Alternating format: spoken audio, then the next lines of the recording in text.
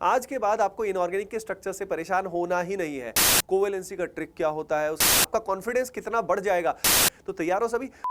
Hello everyone, hello dear students, welcome to ATP star. कैसे हो बच्चों? होपिंग दैट आप सब बहुत बहुत अच्छे होंगे। तो बच्चों, लास्ट जो मैंने वीडियो बनाया था पी ब्लॉक एलिमेंट्स का, आप सबका बहुत बहुत प्यार उसमें मिला और मैंने आपसे उसमें पूछा था कि भाई क्या आप चाहते हैं कि ऐसा वीडियो में लेकर आऊं जिसमें इनऑर्गेनिक केमिस्ट्री के स्ट्रक्चर्स को कैसे डील करना है, वन शॉट वीडियो लेकर आऊं। तो बच्चों, वो वन शॉट वीडियो फाइनली आपके सामने आ गया है। आप सबने टाइटल थंबनेल में देख लिया होगा। आज के बाद आपको इनऑर्गेनिक के स्ट्रक्चर से परेशान होना ही नहीं है, चाहे जेई मेन हो चाहे जेई एडवांस्ड हो, इसमें हर तरह का स्ट्रक्चर कवर हो जाएगा। ऑक्सी एसिड्स के स्ट्रक्चर्स कैसे बनाने हैं, कोवेलेंसी का ट्रिक क्या होता है, उसके अलावा प्रॉक्सी लिंकेज कब होगी कब नहीं होगी, तो भाई सारी टेंशन आज आप मुझे सौंप दो। बस मेरे साथ साथ आप स्ट्रक्चर्स को ड्रॉ जरूर करना। आपका कॉन्फिडेंस कितना बढ़ जाएगा आज इस सेशन के पूरे खत्म होने तक, आप पूरे तैयार हो जाओगे, ठीक है? क्योंकि इतने सारे क्वेश्चंस हम करने वाले हैं ना कि मजा आ जाने वाला है आपको, ठीक है? तो तैयार हो सभी? तो भाई वीडियो को पॉज करके अभी कॉपी पेन अपना साथ में रख लो, क्योंकि हम अब क्वेश्चंस करने के लिए तैयार हैं। सीधा मेन फंडा है प्रैक्टिस। जितना प्रैक्टिस करोगे उससे ही काम होगा, उसके बिना काम नहीं चलेगा। तो बच्चों, फुल जोश में तैयार हो सभी के सभी यस मचाने के लिए। सो ऑल द एटीपीएंस अक्रॉस द नेशन। तो स्टार्ट करते हैं बच्चों। देखो, आगे बढ़ने से पहले एक इंपॉर्टेंट इन्फॉर्मेशन आप सभी को मुझे देना था। भाई, आप में जो भी बच्चा एक मॉक टेस्ट सीरीज चाह रहा है for JEE main as well as JEE advance, तो वो बच्चे एओटीएस को जरूर ज्वाइन कर लें, क्योंकि एओटीएस में जो टेस्ट है हम लोगों ने अपडेट करना शुरू कर दिया है as per the revise syllabus. उसके अलावा जो भी बच्चा एक क्रैश कोर्स की तलाश में है, they can join rank boosting course, that is RBC. वो भी अपडेट हो रहा है according to the latest syllabus. Okay बच्चों, डिस्क्रिप्शन में सारी डिटेल दी हुई है एंड इसमें एनरोल करने के लिए डायरेक्टली आप हमारी वेबसाइट पे या ऐप पे जा सकते हैं। ओके बच्चों, चलिए अब स्टार्ट कर रहे हैं सीधा कहानी इनऑर्गेनिक केमिस्ट्री की। देखिए बच्चों, सबसे पहले हम कोवेलेंसी की बात कर रहे हैं कि कोवेलेंसी क्या होती है। तो देखो, नॉर्मली एक गिवन जो एटम होता है, अगर हम उसकी बात करें तो वो मल्टीपल बॉन्ड्स बना सकता है। जैसे कि कार्बन मल्टीपल बॉन्ड्स बना सकता है, नाइट्रोजन मल्टीपल बॉन्ड बना सकता है। तो प्राइमरीली जो हमें एलिमेंट्स डील करने होते हैं ना, वो या तो सेकंड पीरियड के होते हैं या वो थर्ड पीरियड के एलिमेंट्स होते हैं। अब ये एलिमेंट्स कितने बॉन्ड्स बना सकते हैं, कितने covalent bonds they can form, right? तो उसको बोलते हैं कोवेलेंसी। अब इसमें जो सेकंड पीरियड के एलिमेंट्स होते हैं, इन जनरल उनकी कोवेलेंसी फिक्स होती है। लेकिन यहाँ पे अगर हम बात करें जो थर्ड पीरियड के एलिमेंट्स हैं, उनकी कोवेलेंसी वेरी करती है। तो कोवेलेंसी क्या होती है? कोवेलेंसी सिंपली एक गिवन एटम कितने नंबर ऑफ कोवेलेंट बॉन्ड बना सकता है, वो होती है कोवेलेंसी। तो कोवेलेंसी सेकंड पीरियड में इट इज ऑलमोस्ट सेम, ये कांस्टेंट रहती है, लेकिन थर्ड पीरियड के एलिमेंट्स वेरिएबल कोवेलेंसी शो करते हैं। तो वो कोवेलेंसी क्या आती है, कैसे आती है, पहले उस कंसेप्ट को हमें समझना है और उसके बेसिस पे स्ट्रक्चर्स बनाएंगे, ठीक है? फिर हम ऑक्सी एसिड्स पे भी जाएंगे, हम ऑक्साइड्स पे भी जाएंगे, बहुत कुछ करेंगे, बहुत बहुत मजा आएगा। तो बच्चों, यहाँ पे अगर हम बात करें, सबसे पहले जो सेकंड पीरियड के कुछ एलिमेंट्स हैं उनको देखते हैं हम लोग। जैसे कि कार्बन हो गया, नाइट्रोजन हो गया, ऑक्सीजन हो गया, फ्लोरीन हो गया। तो यहाँ पे अगर हम बात करें तो कार्बन का एटॉमिक नंबर हमारे पास 6 हो गया। तो इसका जो इलेक्ट्रॉनिक कॉन्फ़िगरेशन हो गया that is 1s2 2s2 2p2। तो यहाँ पे अगर हम बात करें तो 2s2 2p2 ये हो गया। तो ये जो पर्टिकुलर इसका स्टेट है, ये है इसका कार्बन का ग्राउंड स्टेट। GS का मतलब है ग्राउंड स्टेट। अब यहाँ पे आप देख सकते हो कि कार्बन के पास 2 अनपेयर्ड इलेक्ट्रॉन है। अगर ये इन इलेक्ट्रॉन्स को शेयर करे किसी के साथ और पेयरिंग कर भी ले, अगर वो पेयरिंग कर भी ले, तो यहाँ पे अगर 2 इलेक्ट्रॉन आ भी गए तो टोटल इलेक्ट्रॉन आप चेक करोगे तो कितने आएंगे बच्चों? 6 रह जाएंगे। तो जो वैलेंस शेल है उसकी बात कर रहे हैं यहाँ पे, तो वैलेंस शेल में 2 इलेक्ट्रॉन यहाँ, 4 यहाँ हो भी गए तो इससे काम नहीं चलेगा। यानी कार्बन अगर 2 ही बॉन्ड बनाए तो उसकी ऑक्टेट कंप्लीट नहीं होगी। इसलिए कार्बन को एक्साइटेड स्टेट में जाना होगा। एक्साइटेड स्टेट में क्या होगा बच्चों? जो ये आपको 2s2 वाला पेयर्ड इलेक्ट्रॉन दिख रहा है, ये एक्साइट होके अनपेयर हो जाएगा, अनपेयर होके p ऑर्बिटल में चला जाएगा, जिस कारण अब कार्बन के पास 4 अनपेयर्ड इलेक्ट्रॉन होंगे। यानी ऐसे इलेक्ट्रॉन्स होंगे जो अब इलेक्ट्रॉन शेयर कर सकते हैं, बॉन्ड बना सकते हैं। तो ये हमारा एक्साइटेड स्टेट होगा। तो एक्साइटेड स्टेट में टोटल कार्बन 4 बॉन्ड बना सकता है। तो कार्बन की कोवेलेंसी 4 क्यों है, ये बात आपको समझ में आ गई होगी। अब उसके बाद नाइट्रोजन की बात करें तो नाइट्रोजन में बच्चों हमारे पास आ जाएगा 7 आ जाएगा, तो 2s2 2p3 हो जाएगा। अब यहाँ पे आप देख सकते हो कि यहाँ पे अगर हम देखें तो नाइट्रोजन कितने बॉन्ड बना सकता है? नाइट्रोजन यहाँ पे 3 बॉन्ड बना सकता है, एक इधर, एक इधर, एक इधर, 3 बॉन्ड बना सकता है। क्योंकि ये तो ऑलरेडी पेयर्ड है, तो इसमें क्या करेगा? तो जहाँ पे अनपेयर्ड इलेक्ट्रॉन है, बॉन्ड वहीं से बनेगा बच्चों। अब यहाँ पे अगर ये 3 बॉन्ड उसने बना दिए तो ये जो पर्टिकुलर इलेक्ट्रॉन पेयर आपको दिखाई दे रहा है बच्चों, ये क्या हो जाएगा इसका? ये हो जाएगा लोन पेयर। समझ रहे हो क्या? तो वैलेंस शेल में जो बॉन्ड बना दिए, तो नाइट्रोजन जो है इसका कोवेलेंसी कितना हुआ बच्चों? 3 इज द कोवेलेंसी। और ये लोन पेयर कभी कभी कोऑर्डिनेट बॉन्ड में भी बनाने में यूज कर लेता है, तो वो एक अलग बात है। पर नॉर्मल स्टेट में, न्यूट्रल स्टेट में नाइट्रोजन 3 बॉन्ड ही बनाएगा। ये 3 बॉन्ड जब बनाएगा तो उससे क्या होगा, इसको 3 इलेक्ट्रॉन्स और मिलेंगे शेयरिंग की वजह से, कोई इससे शेयर करेगा तो उस कारण यहाँ पे 6 इलेक्ट्रॉन हो जाएंगे और यहाँ 2, टोटल कितने हो जाएंगे, 8 हो जाएंगे। तो ऑक्टेट रूल के हिसाब से हम डिफाइन करते हैं सारी चीजें। तो नाइट्रोजन की कोवेलेंसी कितना हुआ, 3 हुआ। ये साथ साथ आपको लिखते जाना है, ठीक है। अच्छा, ये जो पर्टिकुलर नोट्स हैं, ये हमारे टेलीग्राम चैनल पे मैं डाल दूंगा, तो वहां से आप इस नोट्स को देख लेना। डिस्क्रिप्शन में लिंक दिया हुआ है, तो सभी टेलीग्राम कम्युनिटी का हिस्सा बन जाइएगा। ऑक्सीजन एटम सभी को पता है भाई, यहाँ पे इसका एटॉमिक नंबर जो है वो 8 हो गया, तो 2s2 2p4 हो गया, 2p4 हो गया। तो इस तरीके से मैं 2p4 में दिखा सकता हूँ। अब यहाँ पे अगर हम देखें तो हमें इसकी ऑक्टेट कंप्लीट करने के लिए 2 इलेक्ट्रॉन चाहिए, तो ये कितने बॉन्ड बनाएगा, नॉर्मली 2 बॉन्ड बनाएगा। तो इसकी कोवेलेंसी कितना हुआ, नॉर्मली इसकी कोवेलेंसी 2 ही। और यहाँ पे लोन पेयर कितने हो गए, ये 2 लोन पेयर हो गए। नॉर्मल स्टेट में ऑक्सीजन के पास 2 लोन पेयर है, तो कितने लोन पेयर कितने बॉन्ड पेयर, ये देख के अपने को कंफ्यूजन इसका भी दूर हो गया, क्योंकि बिल्कुल बेस फंडा क्लियर हो गया कि लोन पेयर कौन कहलाता है भाई और बॉन्ड पेयर कौन कहलाता है। अब इसके बाद अगर फ्लोरीन की बात करें तो फ्लोरीन का जो नंबर है, एटॉमिक नंबर 9 हो गया। तो यहाँ पे हमारे पास 2s2 2p5 हो गया। अगर हम इसकी बात करें बच्चों, तो यहाँ पे हमारे पास कुछ ऐसा हो गया। ध्यान से देखिए, अब यहाँ पे हमारे पास अनपेड इलेक्ट्रॉन कितना है, यहाँ पे हमारे पास अनपेड इलेक्ट्रॉन 1 है बच्चों। तो ये जो एक अनपेड इलेक्ट्रॉन है, बॉन्ड इसी से बनेगा, इससे बॉन्ड बनेगा, तो यहाँ से हमें बॉन्ड पेयर मिलेगा और ये तीनों हमारे पास क्या हो जाएंगे, लोन पेयर।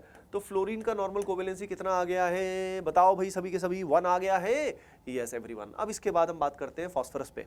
तो सेकंड पीरियड के कुछ एलिमेंट देख लेते हैं, बाकी का तो आप अपने आप भी कर लोगे। जैसे कि मैं फास्फोरस का बता देता हूँ, सल्फर का और क्लोरीन का आप समझ जाओगे। तो यहाँ पे फास्फोरस की अगर हम बात करें तो थर्ड पीरियड एलिमेंट में क्या खास बात हो जाती है जो सेकंड पीरियड में नहीं होती। तो बच्चों थर्ड पीरियड एलिमेंट्स में अगर मैं आपको बताऊं तो यहाँ पे क्या होता है, प्रेजेंस ऑफ डी ऑर्बिटल। यहाँ पे 3d ऑर्बिटल होते हैं जो वेकेंट होते हैं। अब वेकेंट 3d ऑर्बिटल होने की वजह से क्या होता है, इसकी वजह से क्या होता है आपको समझ में आ जाएगा। जैसे फास्फोरस की बात करें तो यहाँ पे इसके पास जो इलेक्ट्रॉन दिखाई दे रहे हैं वो है 3s2 3p3। 3s2 3p3 इसका इलेक्ट्रॉनिक कॉन्फ़िगरेशन है वैलेंस शेल का। अब यहाँ पे ये एक्साइट हो जाएगा, यहाँ पे एक्साइट होके ये जो s और इलेक्ट्रॉन है, इस इलेक्ट्रॉन कहीं जा नहीं सकते, क्योंकि सेकंड पीरियड एलिमेंट्स के अंदर कोई वेकेंट d ऑर्बिटल नहीं है।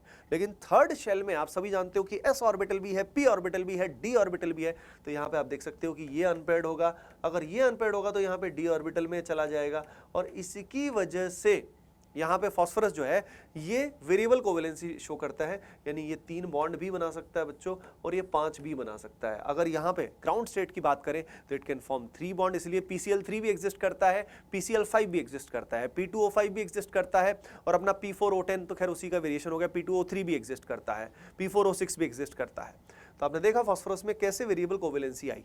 अब इसमें समझिएगा 3 के बाद 5 आया, यानी 2 का फैक्टर आया। 2 का फैक्टर कैसे आया, जैसे ही अनपेयर्ड हुआ हमारे पास सीधा 2 एक्स्ट्रा अनपेयर्ड इलेक्ट्रॉन आ गए। तो जैसे ही ये जो 3s2 इलेक्ट्रॉन्स बिकम्स अनपेयर्ड, तो हमेशा जो कोवेलेंसी है बच्चों इसमें 2 का फैक्टर आता है, यानी 2 जो बॉन्ड्स है वो बढ़ जाते हैं। जैसे पहले 3 है, 3 से 5 हो गए, and this is how it is done. अब सल्फर की अगर हम बात करें तो सल्फर में आप खुद करके देखना, वीडियो को पॉज करके ट्राई करना, खुद से ट्राई करना कि क्या होगा। यहाँ पे अपने पास आ जाएगा बच्चों 3s2 3p4। अब यहाँ पे अगर हम देखें तो यहाँ पे सल्फर की मिनिमम कोवेलेंसी कितनी हो जाएगी, 2। अब 2 के बाद अगर हमें एक्साइटेड स्टेट का नहीं भी पता तो भी हमारा काम हो जाएगा। 2 के बाद पॉसिबिलिटी 4 है और उसके बाद 6 पॉसिबिलिटी आ जाएगी मैक्सिमम। तो सल्फर का मैक्सिमम कोवेलेंसी 6 हो जाएगा बच्चों।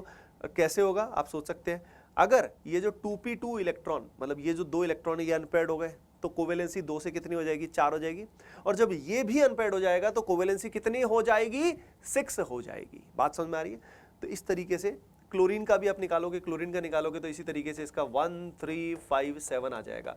तो ये कोवेलेंसी कैसे वर्क करती है, क्या ये बात सभी को समझ में आई? होपिंग दैट ये सारी बात आप सभी को समझ में आई होगी, एंड इनऑर्गेनिक केमिस्ट्री की फील आप सभी को आई होगी। ओके चलो, मुझे भी बहुत बहुत मजा आ रहा है आप सभी को पढ़ाने के लिए। तो अब क्या करना है आपने को, अब क्वेश्चंस करने हैं, ठीक है। क्या सर हो गया सारा काम? काफ़ी कुछ हो गया, कुछ ऑक्सी एसिड्स में बताना है, कुछ चीज़ें और भी बतानी है, I will keep on telling you. तो अब देखिए सबसे पहले BH3 की बात करते हैं। देखो ये सब क्वेश्चंस बहुत सिंपल है, आप सब इनको सबको ट्राई करना बहुत बढ़िया से। मैं किसी भी एक को कराता हूँ, जैसे बोरोन है। अब बोरोन का कोवेलेंसी कितना है, 3 है भाई, 3 बॉन्ड बनाता है वो नॉर्मली। तो यहाँ पे इसकी ऑक्टेट कंप्लीट हो नहीं पाती है, तो 3 हाइड्रोजन मैंने इसके आसपास लगा दिए। तो इन सब क्वेश्चंस में सबसे पहले अपने को सेंट्रल एटम को तलाशना है। सेंट्रल एटम को कैसे तलाशोगे? सेंट्रल एटम बहुत सिंपल है, जो कम क्वांटिटी में होता है, और नॉर्मली उससे हमें पता लग जाता है कि वो सेंट्रल एटम है और उसकी कोवेलेंसी नॉर्मली ज़्यादा होती है, ठीक है। तो यहाँ पे बोरोन है और हाइड्रोजन कितना बॉन्ड बनाता है, हाइड्रोजन जिंदगी में एक ही बॉन्ड बनाता है बच्चों, ठीक है। तो BH3 बन गया। अब BO3 माइनस बनाना, तो बोरोन ले लिया सेंट्रल एटम, ऑक्सीजन के 3 एटम बच्चों मैंने आसपास लगा डाले। अब मुझे क्या करना है, मुझे बॉन्ड बनाना है। तो बॉन्ड में कितना बनाऊंगा, तो देखो यहाँ पे अब बोरोन 3 बॉन्ड बनाता है, तो मैंने पहले 3 सिंगल बॉन्ड बना लिए। ऑक्सीजन कितने बॉन्ड बनाता है, ऑक्सीजन वैसे 2 बॉन्ड बनाता है, आप सभी को पता है, लेकिन यहाँ पे नेगेटिव चार्ज है। नेगेटिव चार्ज मतलब यहाँ पे एक्स्ट्रा लोन पेयर आ गया। तो इसका मतलब ऑक्सीजन पे आप देखिए सभी कितने लोन पेयर आते थे, नॉर्मली 2 लोन पेयर आते थे। अब यहाँ पे एक बॉन्ड ना बन के वो बॉन्ड पेयर की बजाय लोन पेयर की तरह एक्ट कर रहा है। तो जहाँ जहाँ पे नेगेटिव चार्ज है बच्चों, वहाँ पे ऑक्सीजन के पास 2 लोन पेयर की बजाय कितने लोन पेयर हो गए, 3 हो गए। तो नेगेटिव चार्ज का क्या सिग्निफिकेंस है, ये बात समझ में आई क्या, ये आनी चाहिए। AlCl3 की बात करें तो एल्यूमिनियम सेंट्रल एटम है, 3 क्लोरीन लगा दिए। देखो इन सब की शेप वगैरह के लिए तो हमें VSEPR थ्योरी और हमें हाइब्रिडाइजेशन आनी चाहिए, तो वो एक अलग चीज़ है। हम अभी स्ट्रक्चर्स की बात करें कि स्ट्रक्चर सीधा ड्रॉ कैसे करना है। यहाँ पे एल्यूमिनियम ने 3 बॉन्ड बना दिए, सिंपल, क्योंकि हेलोजन जो है Cl जो है वो एक ही बॉन्ड बनाना प्रेफर करेगा यहाँ पे। और एल्यूमिनियम बोरोन फैमिली का मेंबर है, तो यहाँ पे कोवेलेंसी नॉर्मली 3 रहेगी। वैसे एल्यूमिनियम अपनी ऑक्टेट को एक्सपेंड भी कर सकता है, तो aluminium can form more bonds as well. CO2 की बात करते हैं तो C के पास हमने लगा दिए 2 ऑक्सीजन, ये है हमारा सेंट्रल एटम।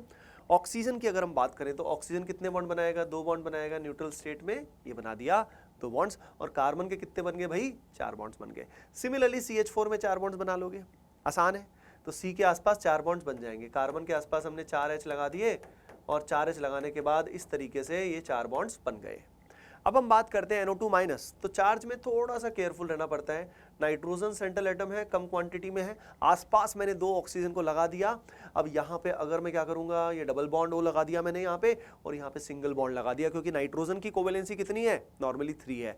अब यहाँ पे नेगेटिव चार्ज किधर आएगा, ऑक्सीजन पे आएगा। तो यहाँ पे एक बॉन्ड पे कैसे काम चल गया वो आपको समझ में आया होगा, because of this negative charge इसका ऑक्टेट कंप्लीट है। इस ओके पास 3 लोन पेयर है प्लस ये बॉन्ड पेयर मिला के इसकी ऑक्टेट कंप्लीट हो गया है। अब यहाँ पे आप ये सभी स्ट्रक्चर्स ऑलरेडी ड्रॉ कर सकते हो बहुत मजे से, जैसे कि NH2 माइनस, नाइट्रोजन के आसपास हमने हाइड्रोजन लगा दिया। हाइड्रोजन कितना बॉन्ड बनाता है, एक ही बॉन्ड बना सकता है, एक ही इलेक्ट्रॉन दिया है भगवान ने उसको।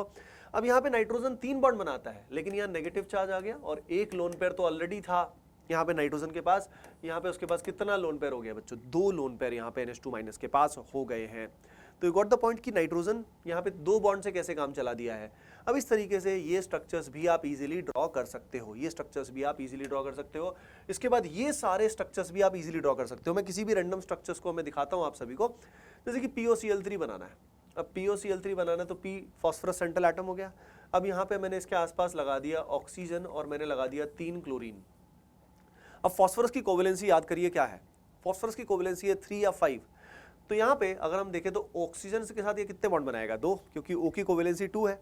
और हेलोजन 1 3 5 7 शो करता है, लेकिन यहाँ पे 3 बॉन्ड बनाने का तो कोई पॉसिबिलिटी नहीं बन रही, तो हेलोजन यहाँ पे 1 वाली कोवेलेंसी शो करेगा। अब इसमें से मान लो आपको फॉस्फेट, तो ये बाकी स्ट्रक्चर्स भी आप ड्रॉ कर देना, फिल इन कर देना, बहुत आसान है, कर लोगे। जैसे कि सल्फर की बात करते हैं, सल्फर के पास 2 ऑक्सीजन है, ठीक है। अब यहाँ पे ऑक्सीजन कितना बॉन्ड बनाता है, 2 बनाता है, तो 2 ही बना सकते हो। इससे सल्फर की कोवेलेंसी यहाँ कितनी काम आई, 4 आई, तो इसके पास 1 लोन पेयर बच गया, समझ रहे हो ना। तो जब सल्फर की कोवेलेंसी 2 है तो उसके पास 2 लोन पेयर है, कोवेलेंसी 4 है तो 1 लोन पेयर है, 6 है तो कोई लोन पेयर नहीं है। आइए यहाँ पे देखते हैं सल्फर ट्राइऑक्साइड, सल्फर के आसपास मैंने 3 ऑक्सीजन को लगा दिया और यहाँ पे मैंने सिंपली डबल बॉन्ड लगा दिया, क्योंकि O की कोवेलेंसी कितनी है, 2 है। तो भाई ये सब करना बहुत आसान है, आप कोई भी स्ट्रक्चर बना सकते हो। जैसे कि SO2Cl2 बनाना है, तो सल्फर सेंट्रल एटम है, 2 ऑक्सीजन लगा डाले, 2 हेलोजन लगा डाले।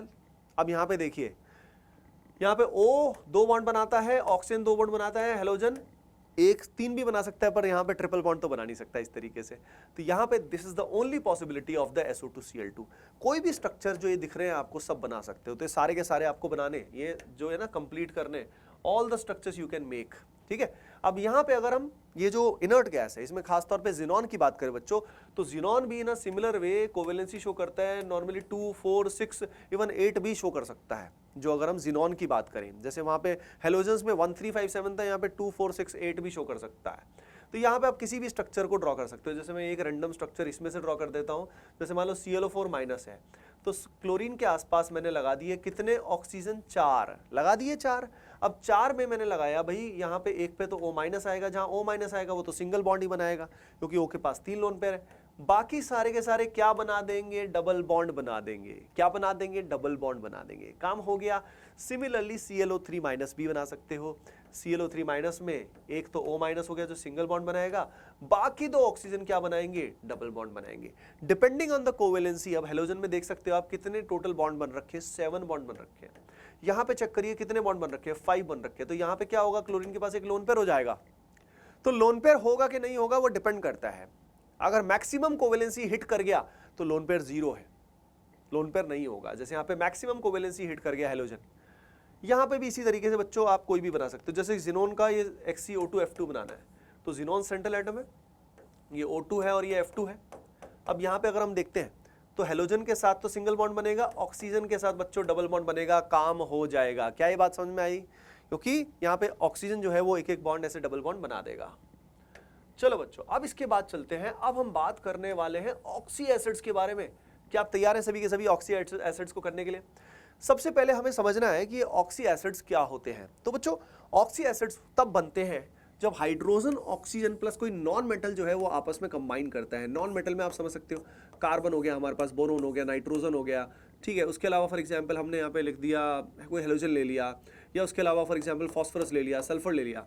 तो H3PO4, H2SO4, H4P2O7, H4P2O5, HNO3, HNO4, H2SO5, Caro's acid, Marshall acid, pyrophosphoric acid, metaphosphoric acid, बहुत सारे एसिड्स पॉसिबल हैं, ठीक है बच्चों।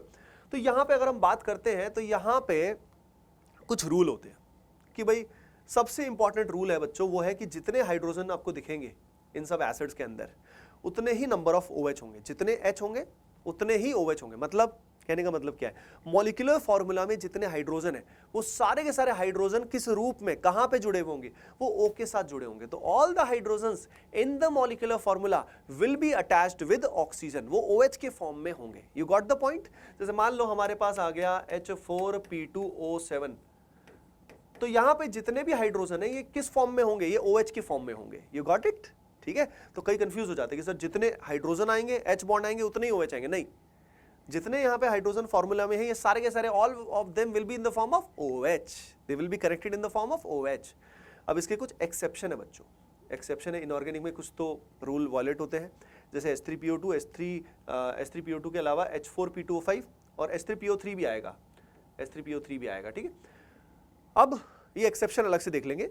अब सेंट्रल एटम की अगर हम बात करें बच्चों, तो सेंट्रल एटम जो है या तो नॉर्मली वो sp2 हाइब्रिडाइज्ड होगा सेकंड पीरियड एलिमेंट्स में, और अगर सेंट्रल एटम जो है वो थर्ड पीरियड का एलिमेंट है बच्चों तो उसकी हाइब्रिडाइजेशन sp3 होगी। ये आपको पता लग जाएगा, बाकी इसकी कोई जरूरत नहीं है, ये फर्स्ट रूल से भी हमारा काम हो जाएगा।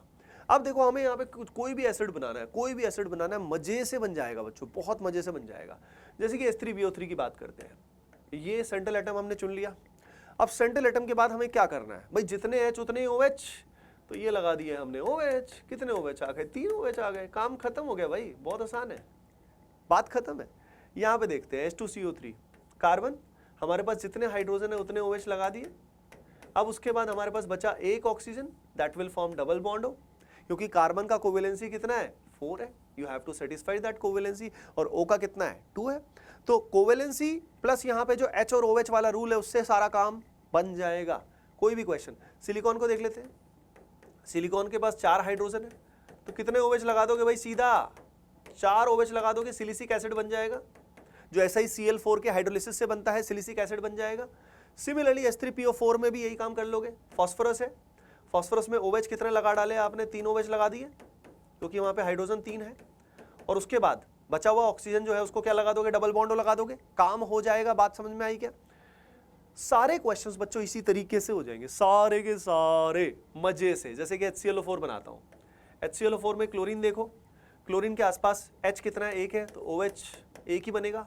अब बाकी ऑक्सीजन जो बचे वो क्या करेंगे भाई, अरे वो बनाएंगे डबल बॉन्ड, क्योंकि ऑक्सीजन का कोवेलेंसी कितना है, 2 है, इसके अलावा कुछ और पॉसिबल नहीं है। तो इससे आपको पता भी लग जाएगा कि कहां पे लोन पेयर है, कहां पे नहीं है। All the structures you can draw very very easily. You got it? मजा आ रहा है बच्चों फुल जोश में? Hoping that you enjoy this session. पता नहीं आपको देख देख के मेरे को भी एनर्जी पूरी की पूरी आ रही है। अब यहां पे बच्चों, अब हमारे पास कुछ एसिड्स और भी होते हैं जो थोड़े से डिफरेंट होते हैं, जैसे कि फॉर एग्जांपल H2SO5 जहां परऑक्सी लिंकेज होता है, उस तरह के एसिड्स होते हैं जिनका जनरल फॉर्मूला कुछ ऐसा होता है। ये X जो है बच्चों, ये हमारा NM है। NM मतलब नॉन मेटल है, सेंट्रल एटम है जिसकी हम बात कर रहे हैं। तो यहाँ पे इसका फॉर्मूला जनरल मान लिया हमने H अल्फा X2O बीटा। तो अल्फा और बीटा यहाँ पे वेरिएबल है, ठीक है, और X नॉर्मली 2 ही मिलेगा आपको, या ये ऑक्साइड भी हो सकता है इस तरह का X2O गामा, कुछ ऐसा हो सकता है, ठीक है। अब यहाँ पे अगर हमें इन स्ट्रक्चर्स को ड्रॉ करना है तो किस तरीके से ड्रॉ करना है, what is the way to draw them, है ना। तो बच्चों देखो इसका तरीका ऐसा होता है, इसमें हमें निकालना पड़ता है X का ऑक्सीडेशन स्टेट। तो इसमें हमें ऑक्सीडेशन नंबर निकालना आना चाहिए। आता है सभी को ऑक्सीडेशन नंबर निकालना। ऑक्सीडेशन नंबर ऑफ X जो निकालोगे वो उसमें आप ये एज्यूम करोगे कि ऑक्सीजन का ऑक्सीडेशन स्टेट नॉर्मली जो -2 होता है वही एज्यूम करके चलोगे, ठीक है, और हाइड्रोजन का जो +1 होता है वो एज्यूम करके आप X का OS निकालोगे। ये ऑक्सीडेशन स्टेट अगर मैक्सिमम परमिसिबल ऑक्सीडेशन स्टेट जो है उससे कम आया या इक्वल आया या ज्यादा आया, उस पर ही निर्भर करेगा सब कुछ। तो जैसे कि मान लो मैं किसी का भी एग्जांपल ले लूं, जैसे कि फास्फोरस है। अब फास्फोरस की जो मैक्सिमम कोवेलेंसी होती है बच्चों वो होती है 5 +5 होती है। मैक्सिमम कोवेलेंसी बोलो, मैक्सिमम OS जो होता है वो +5 होता है, ठीक है। तो उसके बेसिस पे तो अगर ऑक्सीडेशन स्टेट जो हमने निकाला, कैलकुलेटेड जो आया, अगर it is less than maximum oxidation state, तब हमारे पास जो दोनों एटम्स हैं उनके बीच का बॉन्ड XX बॉन्ड आएगा। जैसे बहुत बार क्वेश्चन आ जाता है कि सल्फर सल्फर बॉन्ड आएगा भी कि नहीं आएगा, तो हमें ड्रॉ करने की जरूरत ही नहीं है, इसी से ही पता लग गया, इसी से ही पता लग गया। कभी कभी क्वेश्चन आएगा कि बताओ POP लिंकेज है या SOS लिंकेज है कि नहीं, तो अगर इक्वल हुआ मैक्सिमम ऑक्सीजन स्टेट के, तब बच्चों ये लिंकेज आएगी XOX, यानी POP SOS NON, इस तरह की लिंकेज पॉसिबल है। अगर मैक्सिमम ऑक्सीजन स्टेट से भी ज्यादा आई तब बच्चों यहां परऑक्सी लिंकेज आएगी, XOX आएगा। तो ये फंडा है। अब इसको जब अप्लाई करेंगे तब आपको सारे फंडे क्लियर हो जाएंगे। चलिए अप्लाई करते हैं। H2SO5 में देखते हैं। H2SO5 की अगर हम बात करें बच्चों, तो यहाँ पे हमारे पास ये कैरोज एसिड है।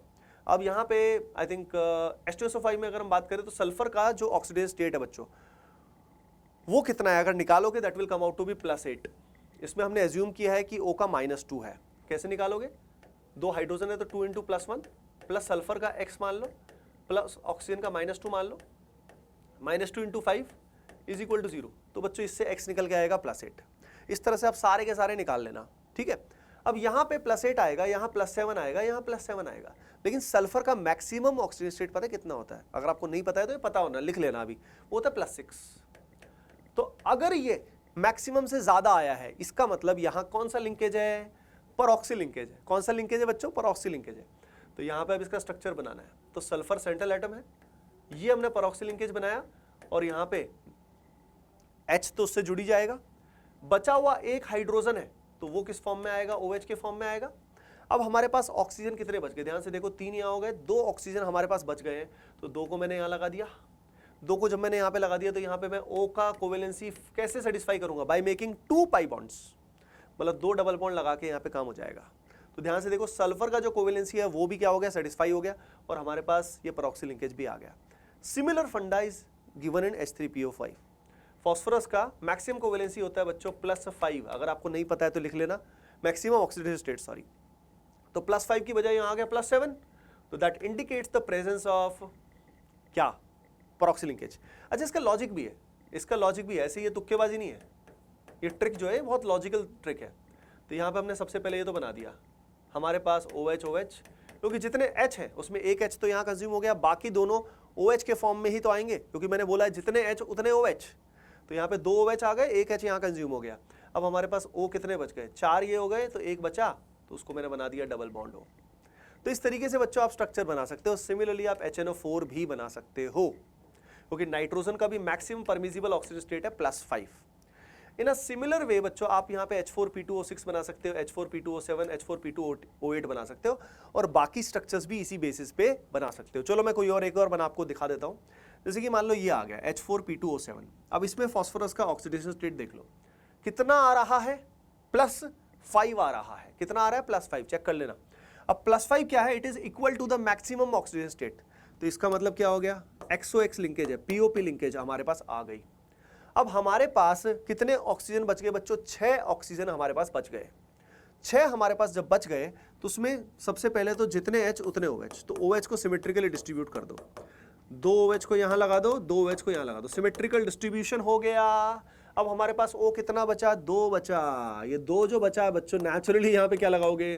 O को क्या पसंद है? डबल बॉन्ड पसंद है, 2 बॉन्ड बनाने हैं, काम हो गया। तो इस तरीके से बच्चों ये कितना अमेजिंग स्ट्रक्चर बन गया। सिमिलरली फॉस्फोरस का बना लोगे, H4P2O8 +6 आया, +6 आया मतलब मैक्सिमम ऑक्सीजन स्टेट से ज्यादा हो गया, यानी यहाँ पे लिंकेज क्या हो गया भाई? यहाँ पे पूप बन गया, पूप, POOP, ठीक है। तो यहाँ पे अब इसके बाद हमारे पास O कितने बचे? 6 बचे, तो हाइड्रोजन 4 है, number of H is equal to number of OH। तो यहाँ पे हमने 2 OH यहाँ पे लगा डाले, 2 OH में यहाँ लगा डालूंगा तो बहुत मजा आएगा। और यहाँ पे ऑक्सीजन हमारे पास कितने बच गए? 2 2 4 2 6 2 8, डबल बॉन्ड लगाऊंगा और बहुत मजा करूंगा, बहुत ज्यादा मजा जिंदगी में। तो यहां पे आपने देखा कि ऑक्सी लिंकेज किस तरह से परऑक्सी लिंकेज आ गया। तो कोई भी स्ट्रक्चर बच्चों तहस नहस कर सकते हो आप। यहाँ पे किसी भी तरह का स्ट्रक्चर, यहाँ पे H2SO5 बना सकते हो, O4 बना सकते हो, कोई भी स्ट्रक्चर आप ड्रॉ कर सकते हो किसी भी तरह का। ये हमारे पास एक्सेप्शन है, H3PO2, H3PO4, H4P2O5। यहाँ पे हमारे पास PH बॉन्ड भी आते हैं। तो इसका जो ये मान लो जो एसिडिटी होता है, यानी जो नंबर ऑफ हाइड्रोजन होता है, वो रिलेटिवली डिफरेंट आता है। तो ये हमें ध्यान रखना है। ये तीनों जो स्ट्रक्चर्स हैं, यू मस्ट रिमेंबर देम, इनको लिख लेना। और मैंने बताया कि इसका PDF मैं कहाँ पे डालने वाला हूँ, मैं अपने टेलीग्राम चैनल पे डालने वाला हूँ, तो वहाँ से आप ले लेना इसका सारा का सारा। और जो बचे हुए स्ट्रक्चर्स हैं ये भी सारे के सारे बना लेना। आप इससे ऑक्साइड्स भी बना सकते हो, यू कैन क्रिएट ऑक्साइड से भी कर सकते हो। एक रूल और होता है साइक्लाइजेशन वाला, ठीक है। तो जो साइक्लिक स्ट्रक्चर होते हैं कई सारे, जैसे P3O9 हो गया, या कई सारे स्ट्रक्चर्स हैं साइक्लिक, तो उसके अंदर क्या होता है, उसके अंदर जो रेशियो होता है ना सेंट्रल एटम का और दूसरे एटम का, वो रेशियो बहुत हाई हो जाता है। तो उस केस में साइक्लाइजेशन के अलावा हमारे पास कोई चारा रहता नहीं है। तो बच्चों कोई भी स्ट्रक्चर आप इसकी हेल्प से बना सकते हो। जैसे कि यहाँ पे सिलिकॉन वाला स्ट्रक्चर बनाना है, सल्फर वाला बनाना है।